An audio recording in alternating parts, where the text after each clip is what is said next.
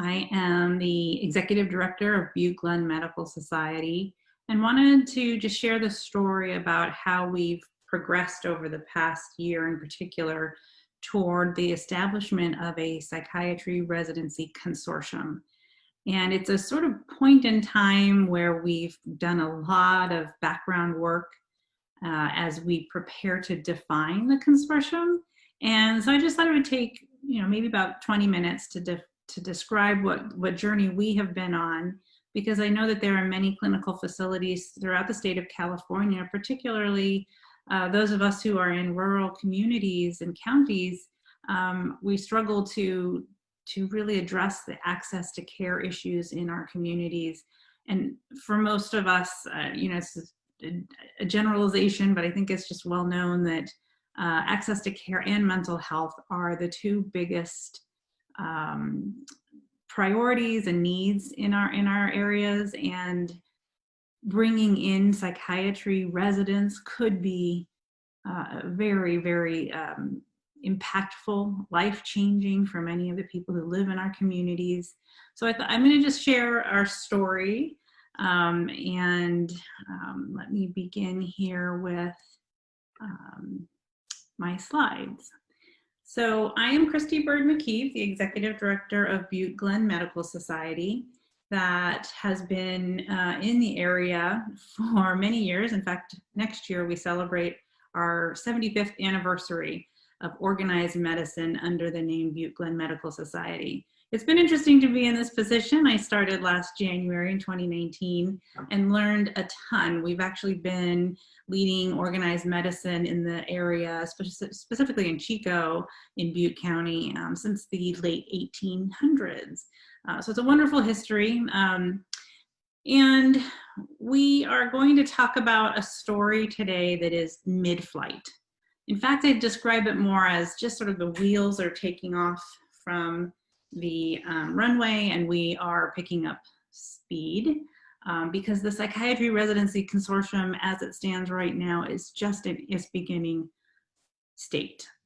So how did we get to where we are today? It is definitely a story of collaboration, goodwill, and the firm belief that psychiatry residents are needed in our region. The effort actually began about 10 years ago. As Dr. Gerald McGuire tells it, he has been with Behavioral Health Butte County for decades and is tells us about how there were many different discussions with different academic institutions over the past 10 years, a lot of great goodwill to make things happen, but not a lot of traction. So the other bit that I need to share in terms of the background for today, or how we got here today, is that the campfire was in November 2018. And so when I started in January 2019, the region was still reeling from that disaster. And as we know now, today being September 20th, the disasters have continued, strengthening even more the need and the will to bring more psychiatrists to the area. In fact, we are also launching a regional mental health task force because it's more than just psychiatrists that are needed. Our area has had so much trauma that there's a lot of different efforts underway to really address mental health needs. Psychiatrists coming to the area, and more psychiatrists coming to the area is a very key part of that. So in July 2019, Butte-Glenn Medical Society met with a local legislator, and we were talking about our interest in really addressing access to care issues and just the need to bring more physicians to the area.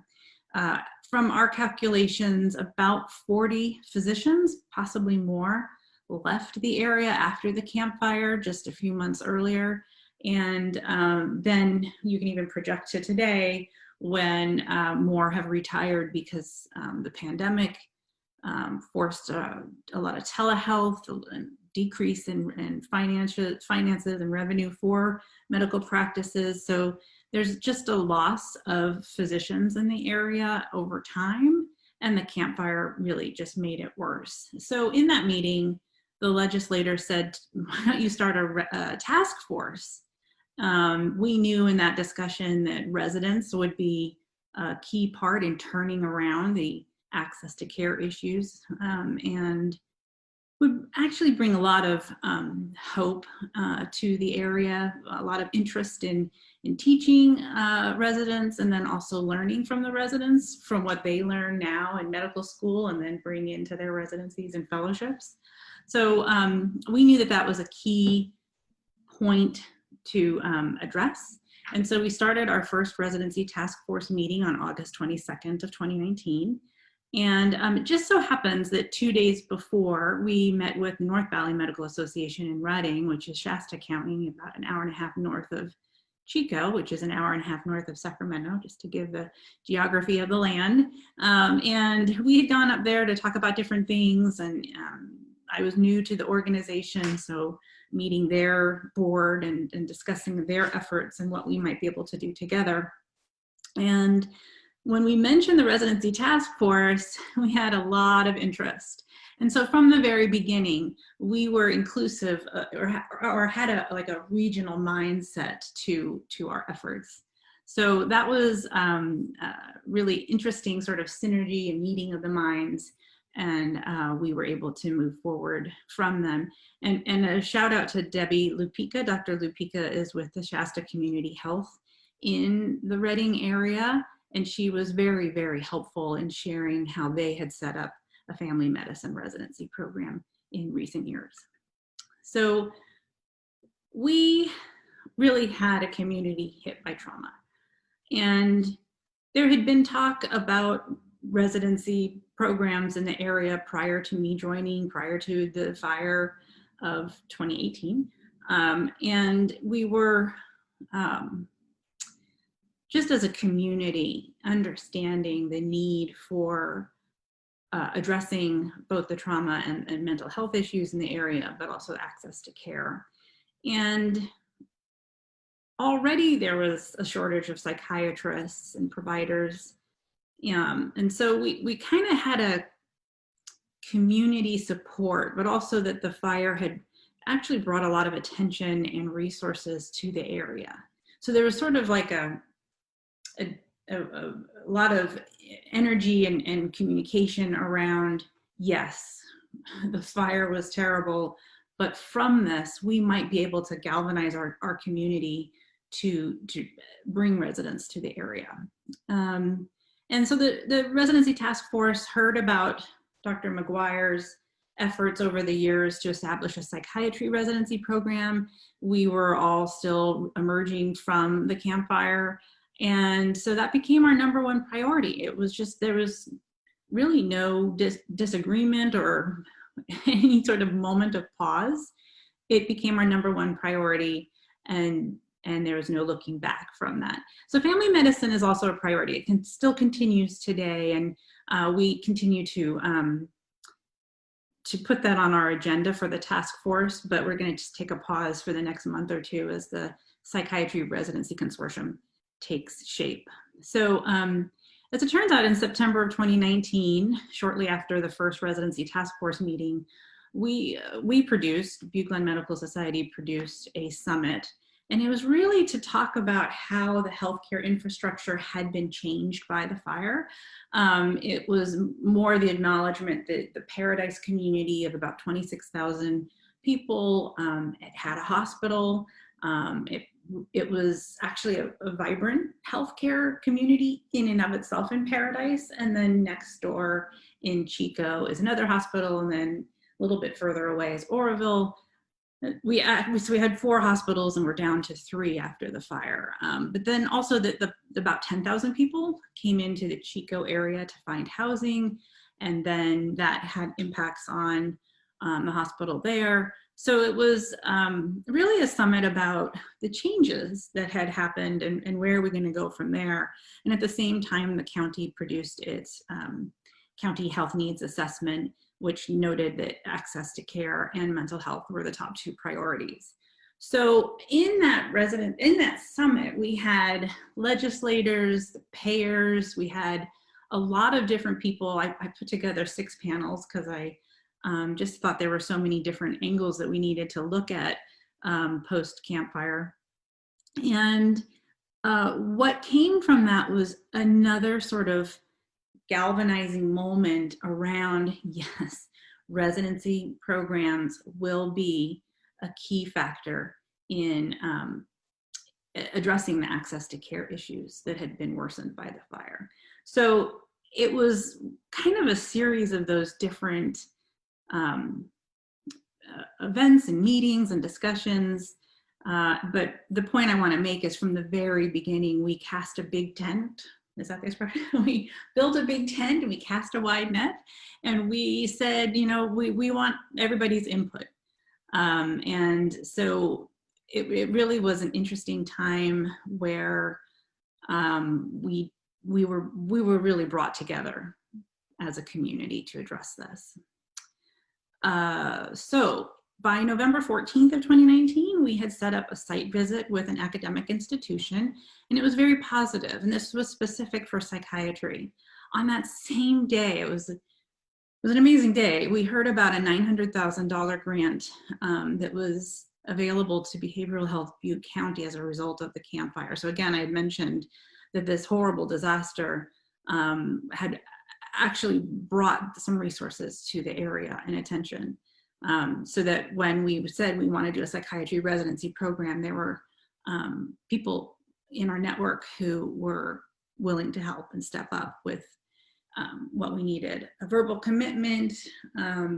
We felt really positive by the end of 2019 that a psychiatry residency was really possible and quickly. It was amazing. So I want to note that in casting that wide net, we made sure that we had a lot of people from different organizations. And so each community is going to have a different net, right? There's going to be different supports, but to make sure that you're looking at local, state, and even federal support is really important. So we had Physicians for a Healthy California as they were producing CalMed Force and their residency program funds with connections to Song Brown and OSHPD, which is the California Office for Statewide Planning and Healthcare Development. I think I made that one up. And OSHPD's well known in California. We had payers at the table, including Anthem Blue Cross and California Health and Wellness, the two providers for our counties in Butte and Glenn. We had a local foundation that wasn't necessarily an active part of the Residency Task Force, but was a sort of somebody that we kept informed. They were actually linked in some way to the $900,000 grant. So we were very mindful of making sure that they knew what we were doing. And then other medical societies, I am part of that network. So as an executive director of Butte-Glenn Medical Society, I get the good fortune of working with everybody throughout the state at all the different local medical societies, as well as the California Medical Association, and just kind of kept them informed too. So then we started creating an alliance of Northern California rural counties, and I'd heard that there was great interest in psychiatry residencies as well. And as I mentioned earlier, and I cannot overstate this, legislators at all three levels were continuously informed. They were invited to speak at that summit last September. We really made an effort to make sure that they understood what we were doing, but also to hear from them and what they might be able to bring to the table. So it's very important from the beginning to include this wide net. And you might have others that you want to bring to your table. If you set up a residency task force, go for it. You know your area better than I do. So I just described what we did. So then we had a bit of a failure to have traction, is what I call it. So the 2019 holidays came and went. So everybody was still interested, but actually moving from it's a good idea to happening was not happening. So that's what when I say there wasn't traction, that's what I mean. So by February, I was introduced to Kiki Nocella of Wipfli and became convinced that we needed a feasibility study. So at the end of February, I believe this is the time frame, ACGME had a symposium and it was in San Diego. And one of our local hospitals was really interested in just, what they needed to do in order to have residency programs in the future. So they went there and reported that Kiki was a good contact that they'd made. And so I called her just to introduce myself and let her know what was happening, and ask what might be helpful in getting traction. And so she discussed the feasibility study, and so we tried to see if the $900,000 grant funds might be able to hire Kiki and have her conduct a feasibility study so we could get this traction and get liftoff. And that didn't end up going anywhere. But the timing later revealed, pretty soon after all of this, COVID-19 hit. And interestingly enough, on March 9th, we were at the state capitol meeting with an assembly subcommittee to discuss a request for $25 million for the region. And I know that everything that's pre-COVID tends to sort of go out of our minds because we literally had to all turn our worlds upside down, right? So I'll just quickly restate that in January of 2020, the governor of California said there was an excess of funds and he wanted them to be helping in healthcare and in homelessness. And I read in the paper that a Southern academic institution was going to be asking for $24 million for the Inland Empire, which is not that much different from Northern California and the region that we represent. And so we, working with our local legislators, went for $25 million and actually had a meeting on March 9th and a hearing. And it seemed that our request was going to move forward, which was very affirming for all of the actions and task force and everything that we've been working toward. And that $25 million would have then supported rural counties in their efforts to have residency programs, primarily with psychiatry and family medicine, although we weren't dictating what each individual county wanted to do, or we were just simply seeing if the funds could be made available. So it was an amazing high, right? We had this 900,000. We had an academic institution that was interested. We had a positive step forward for even more funding to help our neighbors achieve their goals as well. And then the very next week was the real pandemic hitting, and all of that money disappeared, including the 900,000 that had been committed. It was redirected to address COVID-19 concerns.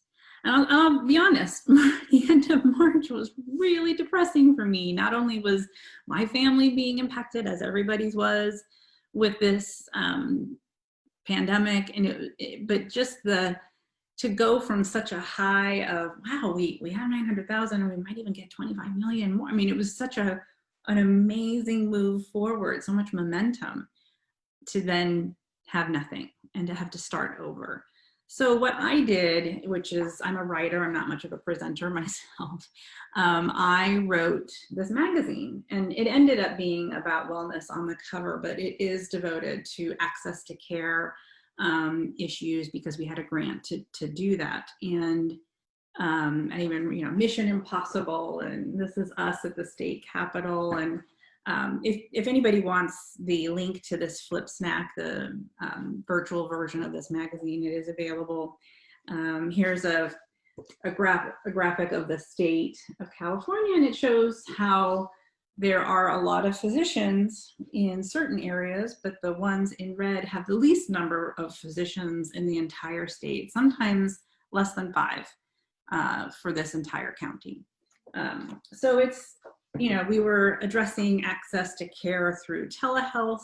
Of course, pre-pandemic, the discussions changed and have changed dramatically since. And then we have some COVID-19 things in there. But this the act of writing this magazine and telling the story of how we'd gotten thus far in the process of establishing residency programs was my way of coming back from a really dark place of just hopelessness. Like, what did we just do for, you know, more than half a year with this residency task force, and how are we going to move forward?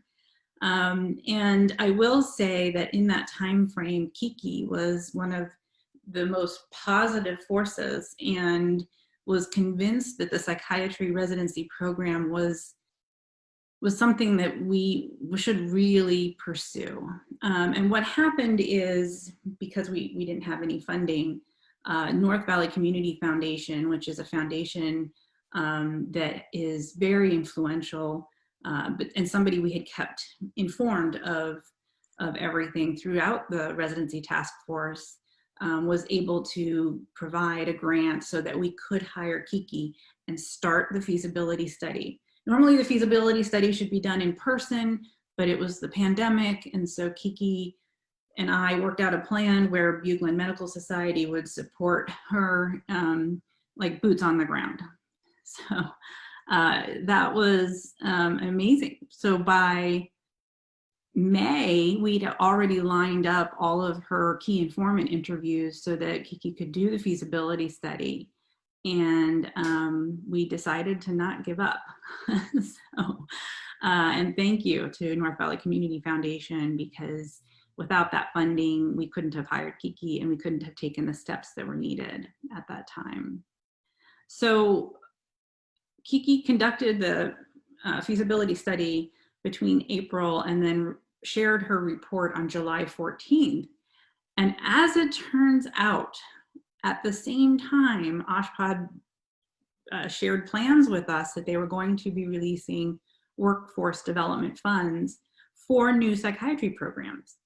And I'm going to pause here and state that, again, when you're casting a wide network and you're keeping all of these key players throughout the state informed of what you're doing, it's amazing what can happen. So unbeknownst to me, the OSHPD was aware that even though Physicians for a Healthy California had launched their Cal MedForce program and was doing amazing work of distributing funds so that residency programs could be expanded and new ones built, those funds were not for psychiatry. And so in all of these messages and having our residency task force, somehow the message got up to the state so that they could then put out psychiatry residency program funding. And since we had already embarked on the feasibility study, we then had the data to apply by August 1st for those funds. So, you know, no one ever said to me in February, you need to do the feasibility studies because there will be these funds. It was one of those, you know, all parts moving forward to do what needed to be done in order to address psychiatry needs in rural counties in particular. So July 14th was the feasibility study report. It energized a hospital to focus on these efforts despite the pandemic. It gave financial analysis so that we had what we needed to apply and show that we were serious and we had a plan to do the Psychiatry Residency Consortium, and that we had a recommendation that the consortium be led by a new nonprofit, a 501c3 called Healthy Rural California. So I'm the CEO of the Healthy Rural California 501c3, which was also another enormous effort that was not intended necessarily to be a residency program consortium leader. We launched it and got IRS approval in January 2020 because we just knew that our coalitions needed a 501c3 to apply for grants and to do what's needed for community efforts that don't necessarily have a 501c3 formal structure. And as it turns out, this coalition is the Psychiatry Residency Consortium. If that is the final plan, I look forward to posting in about 4 to 5 months what our final plan is for the consortium, but that is what was recommended on July 14th when Kiki shared her feasibility study report.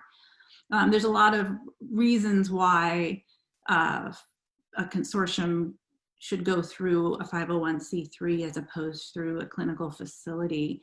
And it has a lot to do with, you don't want to cap out your GME or your residency slots. But that is not something that I'm knowledgeable about, other than a sort of brief overview of what I just said. And I'm excited that at the end of this presentation, I'm going to share really more hands-on technical assistance series of webinars that we're launching in a couple of days, actually. And that will give more technical expertise for any clinical facility in the state of California that's considering in the future to have a residency program.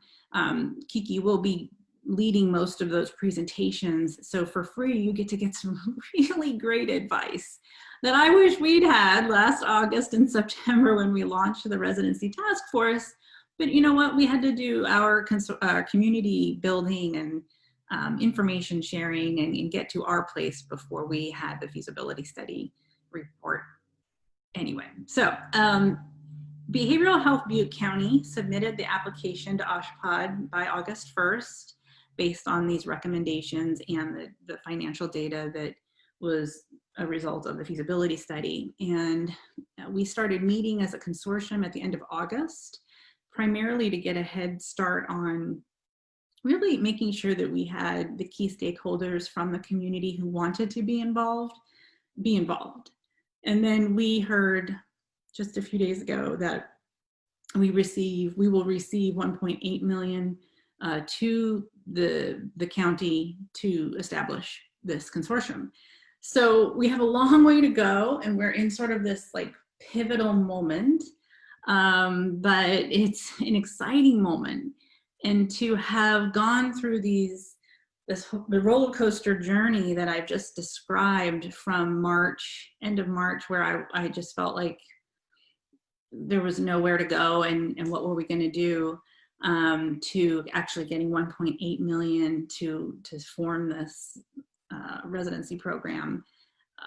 Amazing. It was amazing timing and overlapping of different efforts and coming together for this. So we're really excited to share what that will be in the future.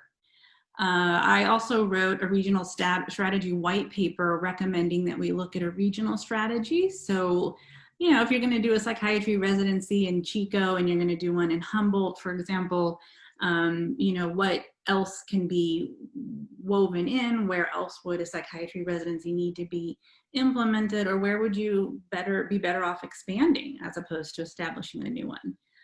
So I also recommended that we share information of what we learned in this process with GME naive facilities in Northern California.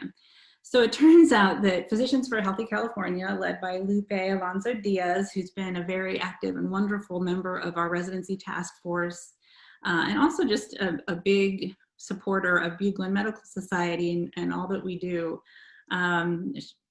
She's a great cheerleader, Lupe is.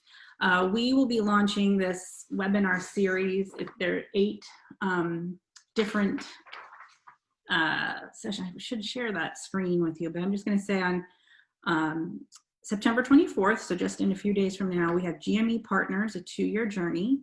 And if you're not seeing this video in time to join any one of these, please do look on Physicians for Healthy California's YouTube channel, on their website. You can also look at Butte-Glenn Medical Society's YouTube channel.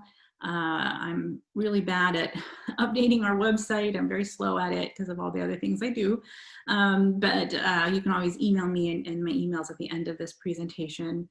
We will be recording each one of these webinars, and making them available for the next few years, because that's how much we believe is needed to be known, so that any GME naive facility in the state of California can move forward in a positive direction. And really determine if a residency program is a good fit for your community, if a new one is better than an expanded one, on all of those different variables. So on October 22nd, we're going to do feasibility studies and business plans. Basically, why are they important and what can they help you with? On November 12th, we're going to do state efforts to expand residency programs. That actually will be Lupe and some folks from Song Brown, and hopefully maybe some good news around funding that could help, start a feasibility study or a business plan. I hope. Not sure yet if that's a done deal. On December 3rd, 2020, we will do ACGME requirement changes in the last decade. What you need to know to expect from residents now. And January 7th, 2021 is funding opportunities. The time is now for rural counties and communities. January 28th will be expand or create new. That is the question. On February 25th, focus on community lessons from the campfire. And on March 25th, board certified physicians, the key to continuity sites and what that means. And most of them are going to be conducted by Kiki, who is much more knowledgeable and provide technical assistance for your consideration moving forward. The Psychiatry Residency Consortium will weave trauma-informed care into the curriculum, which we think is going to be very innovative and help draw residents to our community, and very appropriate given all that we've been through, including the latest North Complex fires. We hope that residents will be joining us in 2023, and it's a 4x4 program as it's currently designed, bringing 16 residents to the community in steady state each year. We hope that it will include telepsychiatry. We believe that this was needed beforehand, but the pandemic has just proven it that much more. And we're hopeful that residency programs will have telehealth as a part of their curriculum and reimbursements. So let's hope for that as well. And then also the Butte-Glenn Medical Society launched a Northern California medical education program. So as we heard through the Residency Task Force over time that it would be really hard to get residents to come to our area, we are going to be designing videos and communications, and sort of Butte-Glenn Medical Society is going to support all of the clinical facilities, and in particular this consortium, so that this will build a community, both recruit residents to the area, but also build a community feeling when the residents are here, and support the clinical facilities, right? It's, when you're in rural areas, your clinical facilities don't have a lot of extra staff or resources to do these things. And we believe Butte-Glenn Medical Society can be that partner for everybody. And that program is sponsored by California Health and Wellness. So our potential facility for residents and allied health was also something that was percolating before the pandemic hit in March. Another reason why the end of March was so bleak for me. We had a feasibility study for that sponsored by Anthem earlier spring 2020. This facility is really sort of a center for health and technology base. That's an existing center at UC Davis where I used to work. And so I thought, why don't we build something, and we're calling it the Health and Technology Education Center. And because CSU Chico is in our backyard, the president was really excited to think about how this could also support their nursing program, their couple of their master's degree programs as well.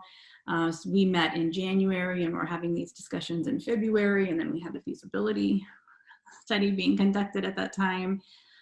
So this building could be something in the future, but that's been put on hold. You have to, another thing to think about is, where do residents go?